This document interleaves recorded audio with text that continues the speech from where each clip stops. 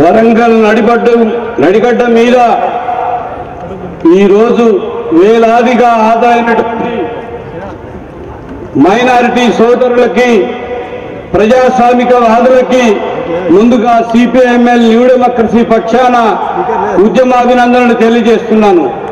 మిత్రులారా, ఈరోజు మనందరం ఇక్కడ సమావేశం కావడానికి కేవలం ఇది వక్ఫ్ బోర్డుకు సంబంధించిన వక్ఫ్ సవరణ బిల్లుకు సంబంధించిన అంశం మీద కాదు. డాక్టర్ బాబాసాహెబ్ అంబేద్కర్ సారథ్యంలో రచించబడ్డటువంటి భారత రాజ్యాంగానికి తూట్లు పడుస్తున్నటువంటి సందర్భం.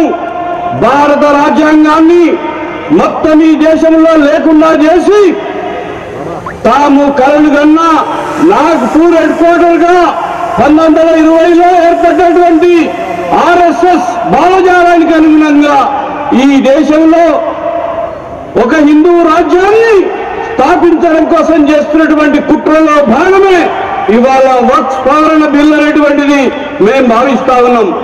మిత్రులారా, భారతదేశం పాకిస్తాన్ లాగా మతరాజ్యం కాదు. భారతదేశంలో వివిధ రకాల మతాలున్నాయి, కులాలున్నాయి, జాతులున్నాయి, తెగలున్నాయి. ఇక్కడ ఉండేటువంటి ప్రజలందరూ కూడా హిందూ ముస్లిం భాయి భాయి అని ఈ దేశం నుంచి బ్రిటిష్ వారిని తరిమికొట్టినటువంటి చరిత్ర భారత గడ్డకున్నదనేటువంటి విషయాన్ని మనం గుర్తుంచుకోవాలా.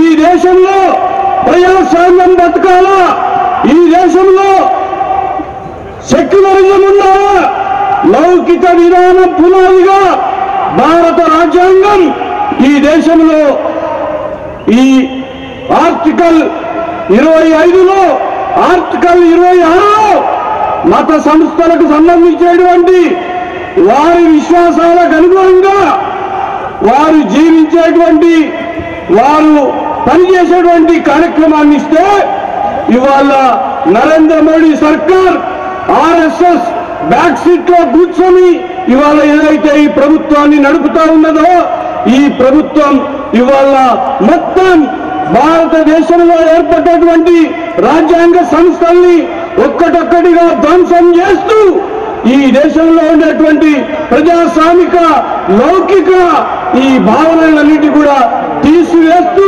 ఇవాళ దాదాపు 10 లక్షలకు పైగా ఉన్నటువంటి ఆస్తుల్ని వక్ఫ్ భూమి ఆస్తుల్ని ఇవాళ కార్పొరేట్ సంస్థలకి అమ్మానికి అదానికి అప్పచెప్పడం కోసం ఈ సవరణ బిల్లు తెచ్చిందనేటువంటి విషయాన్ని మనం మర్చిపోరాదు.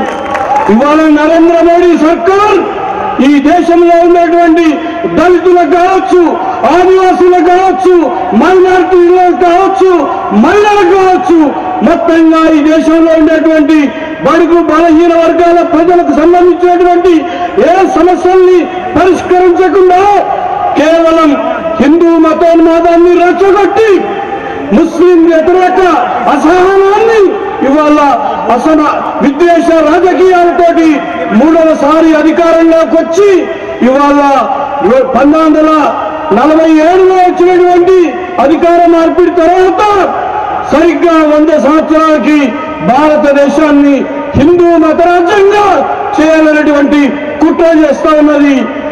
హిందీ పేరుతో ఇవాళ హిందీ భాషను మన మీద బలవంతంగా రుద్దుతున్నది. హిందూ పేరుతో ఇవాళ మతరాజ్యాన్ని మన మీద తీసుకొస్తున్నది. హిందుస్థాన్ పేరుతో భారతదేశంలో ఉండేటువంటి ఒక వైవిధ్యమైనటువంటి ఒక అపురూపమైనటువంటి హిందూ ముస్లిం బాయిగా ఉన్నటువంటి ఈ దేశాన్ని ఇవాళ చీల్చడానికి కుట్రపడుతా ఉన్నది. అందుకని మిత్రులారా, ఇవాళ మీరు చేసేటువంటి ఆందోళన, మీరు నిర్వహిస్తున్నటువంటి ఈ ఉద్యమం కేవలం ఇది ముస్లిం మైనారిటీల కోసమే, వక్ఫ్ బోర్డుకు సంబంధించినటువంటి సవరణ చట్టానికి వ్యతిరేకంగానే కాదు, భారత రాజ్యాంగం కల్పించేటువంటి విలువల్ని, భారత రాజ్యాంగం కల్పించేటువంటి హక్కుల్ని కాపాడుకోవడం కోసమే. అందుకని ఇది కేవలం మైనారిటీల సమస్య కాదు.